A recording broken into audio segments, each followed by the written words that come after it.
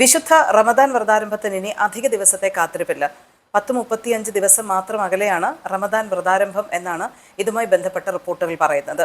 Dubai Islamic affairs and charitable activities ഡിപ്പാർട്ട്മെന്റിന്റെ calendar പ്രകാരമാണ് ഏകദേശം ഫെബ്രുവരി 18 വിശുദ്ധ റമദാന്റെ ആദ്യ ദിനം എന്നാണ് കരുതപ്പെടുന്നത്. ഏറെ പ്രതീക്ഷിക്കുന്ന ലൈലത്തുൽ ഖദർ മാർച്ച് 17 ചൊവ്വാഴ്ചയാകുമെന്നും ഇതേ റിപ്പോർട്ടിൽ പറയുന്നു. മാർച്ച് 19 വ്യാഴാഴ്ച റമദാൻ അവസാനിക്കും എന്നും ഈ റിപ്പോർട്ടിൽ പറയുന്നു. അങ്ങനെ വന്നാൽ മാർച്ച് 20 വെള്ളിയാഴ്ചയാവും ഈദുൽ ഫിത്തർ കടന്നു വരിക. 2026 ആദ്യത്തെ ഏറ്റവും നീണ്ട അവധി ദിനങ്ങളായിരിക്കും ഈദുൽ ഫിത്തറിനോടനുബന്ധിച്ച് കടന്നു വരിക. വിശുദ്ധ റമദാൻ 30 ദിവസത്തോളം നീണ്ടു നിൽക്കുമെന്നും ഇതേ റിപ്പോർട്ടിൽ പറയുന്നുണ്ട്. ഇതൊക്കെ പറയുമെങ്കിലും ഇതൊക്കെ ഏകദേശ കാൽക്കുലേഷൻസ് ആണ്, കണക്കൂട്ടലുകൾ മാത്രമാണ്.